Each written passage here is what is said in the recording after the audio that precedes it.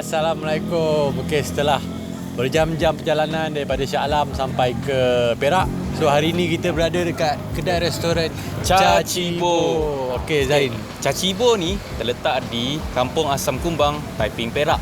So pada yang nak pergi makan di kedai ni buka pada pukul 5 petang sehingga pukul 12 malam. So jadi nak tengok apa yang menarik dekat sini, jom kita tengok lepas ni.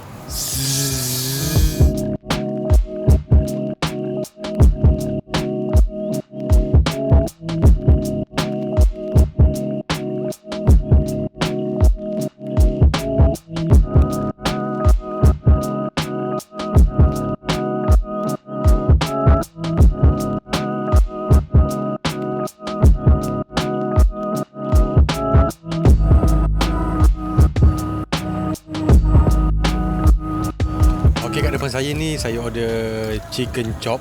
Selalunya chicken chop orang akan letak tepung roti, tapi ni tak. Dan ayam dia lembut kalau korang tengok. Dia kat luar rangup, dalam lembut. Ada cheese, nampak dia ada cheese kuning tu, lepas tu dia tak cheese burger lagi. So memang layan gila lah. Dia memang sesuai untuk cita rasa kita. Dan dia punya amount tak terlalu sikit dan tak terlalu banyak. Sedap-sedap perut masuk je. Dan yang paling win ke, air teh dia paling win. Memang rasanya kalau makan 2-3 orang pun. Saya showkan kedai ni, dia memang berbaloi. Jadi korang kalau datang Taiping, kena cuba kedai ni, Cacibo. Baik.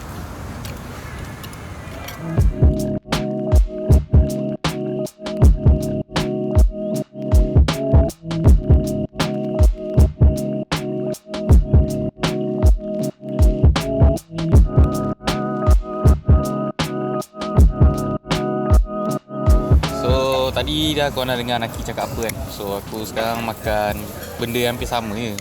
Beza dia grill chicken chop, fried rice. Apa yang aku dapat katakan memang sedap, berbaloi. Dengan ayam dia yang di grill sangat lembut. Lembut lah bagi aku, memang berbeza lah. Kalau kau pergi kedai lain mungkin tak dapat selembut ni. Tengok aku makan. Sedap. Lepas tu je, kalau dapat tengok ni, dapat tengok? Tak dapat. Okay, dapat tengok ni. Kita ada Volcano Milk Tea Honey. So ada teh tarik yang diletak dalam gelas besar campur dengan aiskrim. Memang sedap lah. So korang kalau tak datang sini rugi lah. So kena datang, try air teh tarik ni lah utamanya.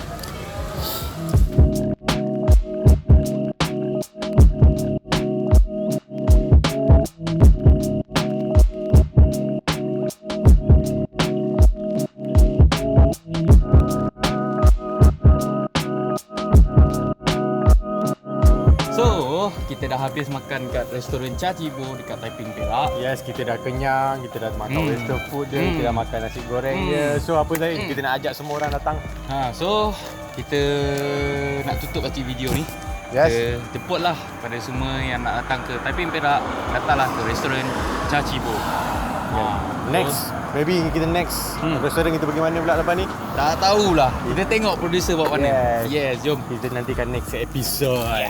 Next episode.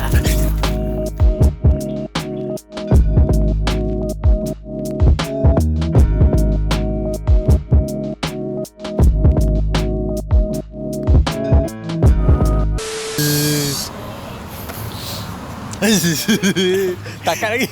Rolling. Dah, jom. Cepat. Okay, so 1, 2, 3. Okay, so sekarang kita dah habis makan dekat restoran Cacibo. Cacibo. Sedap.